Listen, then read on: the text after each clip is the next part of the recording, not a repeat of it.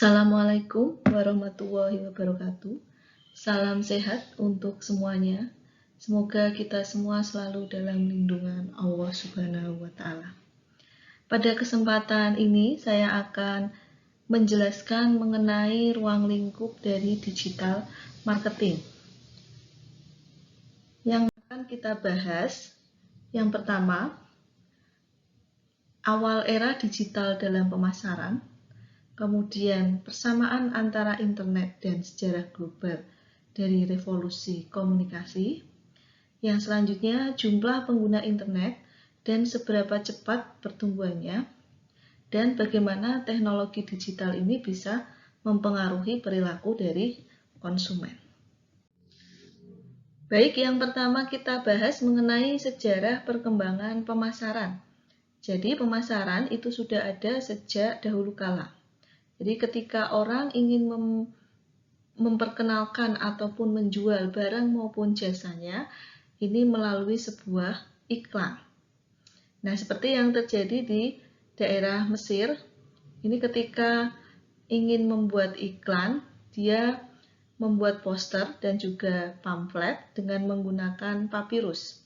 Jadi orang-orang ini sudah mulai mencoba untuk mempengaruhi orang lain. Ini sejak adanya keberadaan manusia ya. Jadi pemasaran itu kan untuk membujuk dan memperkenalkan mengenai sebuah produk kepada orang lain. Nah, ini ternyata sudah ada sejak dulu dengan memanfaatkan sarana dan media apapun yang dimiliki pada saat itu. Nah, kemudian iklan mulai muncul di surat kabar. Itu awalnya mulai di Inggris, kemudian menyebar ke seluruh dunia. Jadi pada abad ke-18 dan 19, melihat adanya ekspansi di surat kabar periklanan, kemudian lahirlah iklan melalui pos dan juga berkembang menjadi industri direct mail dan juga direct response, seperti yang terjadi atau yang kita kenal hari ini. Nah, mulanya biro iklan ini bertindak sebagai perantara sederhana. Tetapi tidak lama kemudian, ini berkembang menjadi operasi layanan yang lengkap, menawarkan rangkaian materi iklan dan layanan penempatan iklan kepada klien. Kemudian abad ke-20, ini era periklanan muncul di radio, ya. Radio yang menawarkan media yang bisa menjangkau calon klien. Kemudian muncul televisi. Nah, ini menggeser landscape dari periklanan lagi. Jadi kita pertama tadi adalah memperkenalkan produk melalui poster, pamflet, kemudian berkembang dengan adanya radio, kita beriklan melalui radio. Kemudian bergeser lagi dengan adanya televisi. Jadi orang memilih untuk beriklan melalui televisi. Kemudian, menjelang akhir dengan adanya kekuatan baru di akhir abad atau abad ini, muncullah sebuah internet ya. Jadi mulai bergerak keluar dari ranah teknisi dan pengadopsi awal untuk menjadi bisnis yang berharga dan juga sebagai alat komunikasi massal. Lahirnya pemasaran digital ini dimulai dari kemunculan internet melalui berbagai proses. Yang pertama yaitu munculnya telegraf kabel. Kemudian selanjutnya meningkat lagi dengan adanya telegraf elektronik. Ini ditemukan oleh Samuel Morse tahun 1791 sampai dengan 1872. Jadi untuk pertama kalinya orang-orang ini memahami bahwa mereka ini bisa berkomunikasi secara langsung dengan orang-orang yang ada di seluruh benua. Nah, kemudian di tahun 1957, kisah internet benar-benar dimulai dengan munculnya email. Nah, email mulai hidup di awal tahun 1960 sebagai fasilitas yang memungkinkan para pengguna komputer mainframe untuk mengirim pesan berbasis teks sederhana ke kotak surat pengguna lain pada komputer yang sama. Nah, email ini adalah salah satu aplikasi internet yang sering digunakan dan yang paling penting bagi para pemasar internet. Kemudian dengan perkembangan teknologi lagi, ini bisa meningkat menjadi sebuah web ya, dengan adanya kelahiran web. Jadi munculnya web itu berubah landscape-nya, berubah lagi ya. Jadi dari awal lagi telegraf kabel, elektronik, email, kemudian lahirlah sebuah web. Nah, ini membuat informasi online itu dapat diakses lebih luas lagi. Jadi antara tahun 1991 sampai dengan 1997, web ini bisa tumbuh dengan sangat cepat, sangat drastis ya, cepat sekali, sebesar 800% per tahun. Jadi melebihi harapan yang diinginkan. Nah, dengan lebih banyak situs web dan lebih banyak orang bisa bergabung secara online, ini hanya tergantung masing-masing individu saja yang bisa menggunakan teknologi secara inovatif ya. Jadi kalau individu tersebut itu suka update mengenai hal-hal yang baru, dia akan cepat tanggap untuk menggunakan web. Nah, tapi untuk yang mungkin generasi tua ya, generasi tua atau orang-orang tua mungkin akan kesulitan jika dia belum melek teknologi. Nah, para pemasar ini mulai memperhatikan adanya potensi web sebagai jalan untuk pemasarannya. Nah, kemudian apa itu yang dinamakan dengan digital marketing? Nah, digital marketing adalah sebuah kegiatan pemasaran atau promosi sebuah brand atau produk dengan media digital ataupun internet. Contohnya ada blog, website, email, dan berbagai macam jaringan media sosial yang lain. Kemudian, pemasaran digital ini adalah salah satu hal yang penting yang perlu diingat jika Anda baru mengenal. Jadi pemasaran digital ini sebenarnya bukan sebuah teknologi, tetapi mengenai orang atau konsumen atau perilaku seseorang ketika menggunakan sesuatu hal yang baru. Jadi dalam pengertian ini mirip dengan pemasaran tradisional. Jadi orang atau pemasar ini berhubungan dengan orang lain atau konsumen untuk membangun hubungan dan pada akhirnya bisa mendorong penjualan. Nah, kemudian teknologi hanya memberi hal baru dan menarik platform yang memungkinkan Anda ini bisa terhubung dengan orang-orang yang semakin beragam dengan cara-cara yang relevan.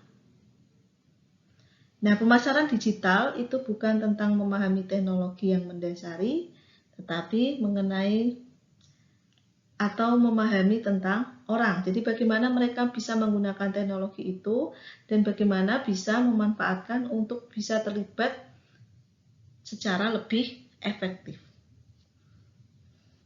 Jadi memahami orang ini adalah kunci sebenarnya untuk membuka potensi pemasaran digital.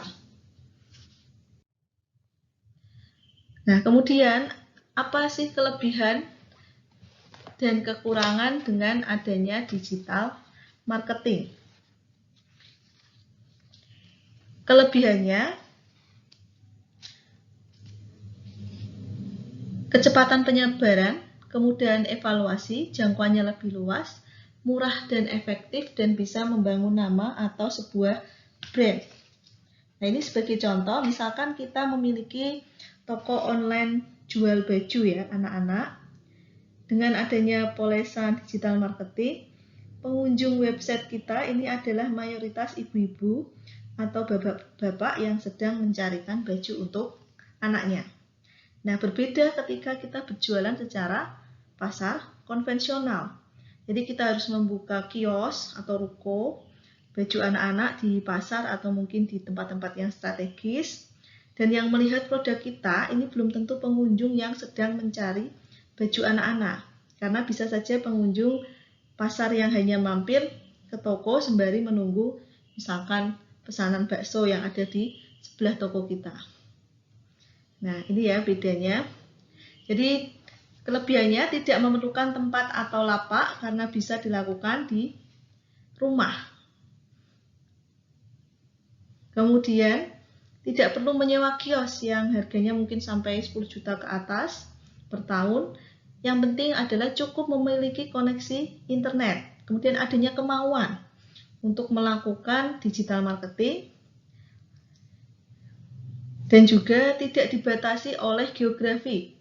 Geografi di sini adalah bisa menjangkau jauh ke belahan bumi yang lain. Jadi kalau kios mungkin Anda hanya bisa punya satu toko saja di satu lokasi. Nah, dengan adanya internet marketing atau digital marketing, jangkauan Anda itu bisa lebih luas. Jadi pelanggan Anda tidak hanya di Kudus, bisa mungkin sampai ke seluruh dunia. Nah, kemudian data dan statistik promosi pemasaran pengunjung weblog ini juga sangat jelas. Jadi Anda bisa mengetahui dari mana pengunjung blog, halaman mana saja yang mereka kunjungi, dan berapa lama mereka berada di situs Anda. Nah, dengan data ini bisa menganalisis apa sih kebutuhan dari konsumen tersebut. Nah, kita juga tidak perlu menganalisis terjun langsung ke lapangan dengan menanyai kebutuhan dari konsumen apa saja. Nah, dengan cara tadi melihat data statistik yang berkunjung ke web blog kita. Jadi dengan digital marketing ini memiliki sub-ilmu yang cukup banyak dan beberapa cara marketing yang cukup banyak pula serta dinamis yang akan selalu berkembang. Nah, kemudian apa kelemahannya? Kalau tadi kelebihannya, apa kelemahannya atau kekurangannya?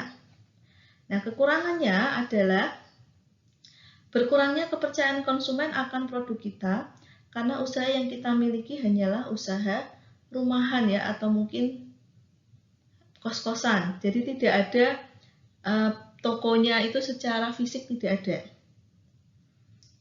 Nah, karena banyak tipikal pelanggan yang mementingkan adanya kredibilitas usaha, ya kadang ada konsumen yang nggak ada tokonya, ini toko yang real atau fiktif. Ya, mereka paling tidak ingin melihat hal-hal seperti itu. Jadi toko ini sudah memiliki izin atau belum, kemudian bagaimana stok barangnya melimpah atau tidak, atau hanya sebagai dropshipper, dan lain sebagainya. Kemudian yang kedua kekurangannya mungkin persaingan pasar yang cukup sengit. Jadi dengan luasnya internet ini membuat munculnya toko online yang sejenis, yang bisa mengalahkan toko online kita. Nah, kalau kita bisa mensikapi dengan bijak dan update internet terus-menerus, maka toko kita bisa menjadi lebih baik lagi ya. Jangan sampai dengan adanya banyak toko-toko online kita jadi malas untuk mengupdate hal-hal baru di toko kita. Nah, itu pasti nanti akan terlindas atau tertindas dengan yang toko-toko yang sejenis yang lainnya. Ya, ini seperti misalkan kita memiliki toko online penjualan alat rumah tangga. Nah, toko sudah memiliki pelanggan tetap dan sudah ramai pengunjung. Namun karena kita lalai dalam update, update web misalkan, web toko online kita, maka tak terasa toko kita sudah berada di bawah toko pesaing yang menjual barang yang sejenis. Nah, sehingga pelanggan kita lebih memilih toko pesaing. Jadi misalkan ketika masuk melihat websitenya, tampilannya itu masih mungkin tahun 2019, sekarang sudah 2021. Tidak ada update sama sekali. Nah, itu otomatis nanti akan kalah saing dengan toko-toko yang sejenis. Kemudian adanya pelanggaran hak cipta. Hal ini sering dikeluhkan oleh para kreator. Jadi dengan adanya penciptaan karya cipta yang sangat mudah terjadi di dunia online. Ya, misalkan kalau memang Anda itu memproduksi pakaian itu sendiri, ya bisa di hak ciptakan. Atau kalau memang Anda mengambil brand lain, itu jangan diganti ganti, nanti bisa menyalahi hak cipta. Selanjutnya yang akan kita bahas adalah mengenai konsumen 2.0 ya. Jadi memperkenalkan apa itu konsumen di era 2.0. Nah, apa sebenarnya artinya? 1.0, 2.0, web ini bukanlah sebuah revolusi dalam teknologi. Nah, ini merupakan evolusi dalam cara orang itu menggunakan teknologi.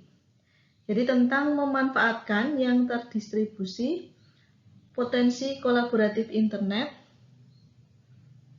untuk terhubung dan berkomunikasi dengan orang lain yang berpikiran sama dimanapun mereka berada, dengan menciptakan komunitas dan berbagai ilmu, pikiran, ide, dan impian.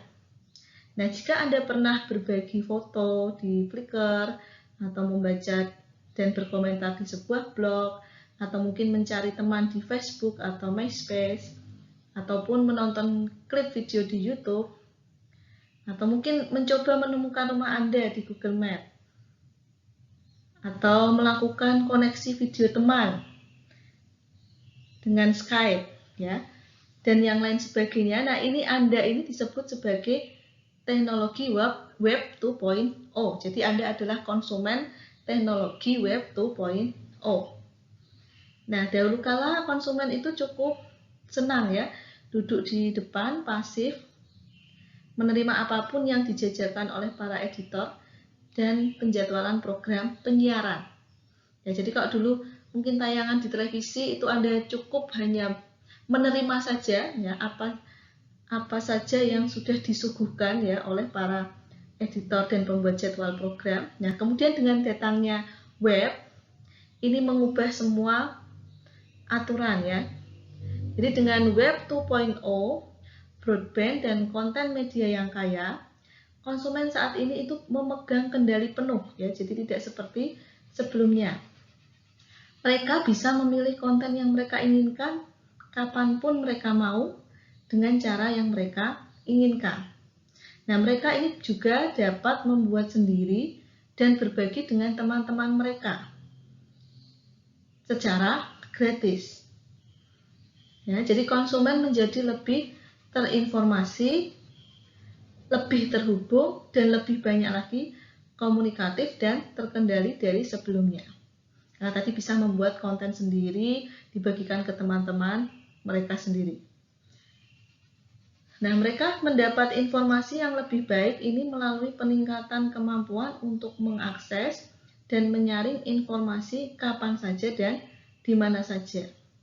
Jadi lebih terhubung melalui kemampuan untuk berkomunikasi secara instan dengan orang lain di seluruh zona waktu dan strata sosial di dunia.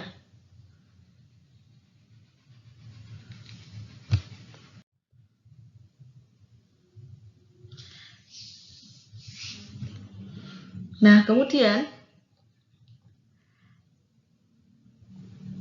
mereka lebih masuk kontrol melalui kemampuan tidak hanya untuk mempersonalisasi informasi dan konsumsi hiburan, pesan pemasaran, dan produk juga jasa yang dibeli, tetapi juga untuk mendapatkan kepuasan atas permintaan.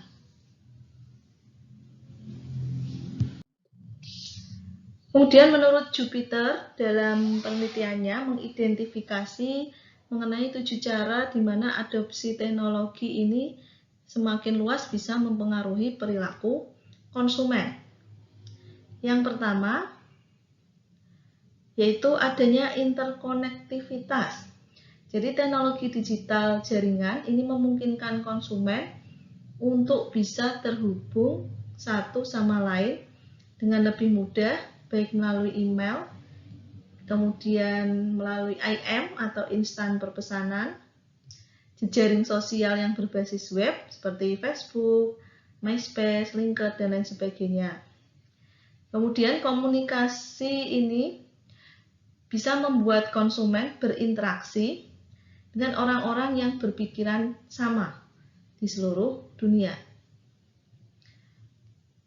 Yang kedua, teknologi meratakan medan permainan informasi. Jadi dengan teknologi digital, konten itu bisa dibuat, dipublikasikan, diakses, dan juga dikonsumsi dengan cepat dan mudah. Nah, akibatnya, ruang lingkup berita, opini, dan informasi yang tersedia untuk konsumen itu bisa lebih luas daripada sebelumnya. Kemudian konsumen juga dapat melakukan penelitian, membandingkan produk dan jasa sebelum mereka melakukan keputusan pembelian. Yang ketiga, pemfilteran relevansi yang meningkat. Jadi dengan banyaknya informasi yang tersedia, konsumen digital melalui kebutuhan belajar untuk menyaring, mengeluarkan item yang relevan bagi mereka, dan mengabaikan apapun yang mereka rasakan sebagai yang tidak relevan. Jadi semakin banyak konsumen digital yang ingin memiliki informasi yang lebih lengkap, ini mereka menggunakan fitur personalisasi untuk memblokir konten yang tidak relevan. Dan semakin banyak menggunakan solusi perangkat lunak untuk mengecualikan pesan komersial yang tidak diminta. Kemudian yang keempat, agregasi niche yang berkembang. Jadi kelimpahan dan keragaman online konten memungkinkan konsumen untuk berpartisipasi dan memanjakan spesialis akan ketertarikan dan juga hobi. Nah, ini agregasi individu yang berpikiran sama berkumpul secara daring atau online. Jadi misalkan Anda penggemar K-pop ya. Nah, di situ nanti ada khusus konten-konten K-pop, idol Anda mungkin. Nah, kemudian Anda masuk untuk melihat konten-konten tersebut. Yang kelima, publikasi kecil konten pribadi yang sedang berkembang. Jadi sifat media digital yang saling aktif dan saling berhubungan, ini memungkinkan konsumen untuk mengekspresikan diri mereka secara online. Jadi menerbitkan konten Anda sendiri dengan biaya yang lebih sedikit, kemudian baik melalui forum diskusi, kemudian forum umpan balik, foto pribadi, galeri, ataupun blog. Ya, jadi pengguna memposting pendapat mereka secara online. Jadi misalkan Anda posting di Instagram, kemudian nanti Anda kasih caption atau tulisan, deskripsi, kemudian nanti ada yang berkomentar. Selanjutnya, bangkitnya prosumer.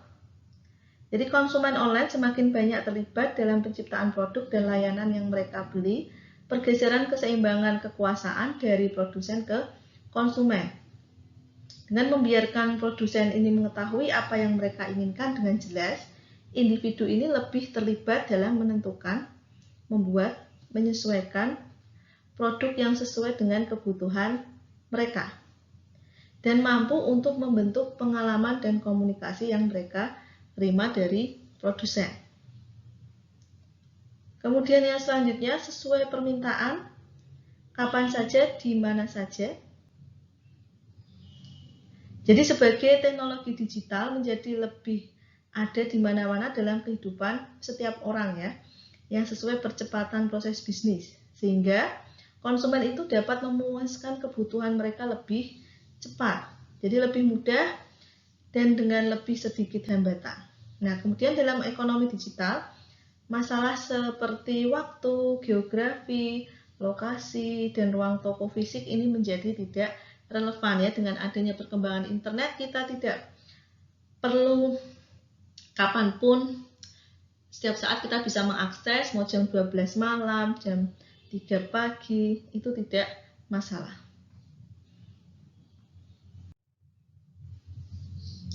Nah, kemudian yang terakhir, nanti untuk pembahasan selanjutnya di minggu depan, di minggu-minggu berikutnya, jadi ada beberapa strategi digital marketing yang bisa digunakan oleh para pemasar.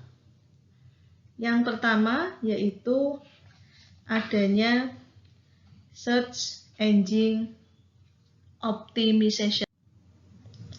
Jadi SEO atau search engine optimization ini adalah teknik agar website itu mudah dicari oleh mesin pencari sehingga website Anda ini bisa menduduki ranking 1 dalam pencarian di mesin cari. Kemudian nanti ada pembahasan mengenai konten marketing, otomatisasi pemasaran, pay per click atau PPC, native advertising, affiliate marketing, dan social media marketing. Nah, untuk memperdalam mengenai pemahaman ruang lingkup dari digital marketing, ini ada tugas, silahkan dianalisa perbedaan dari tradisional marketing dan digital marketing berdasarkan link yang ada di YouTube ini. Jadi silahkan tonton link YouTube ini, kemudian Anda analisis perbedaan dari konvensional marketing dan digital marketing. Demikian yang bisa saya sampaikan. Kurang lebihnya saya mohon maaf. Wassalamualaikum warahmatullahi wabarakatuh.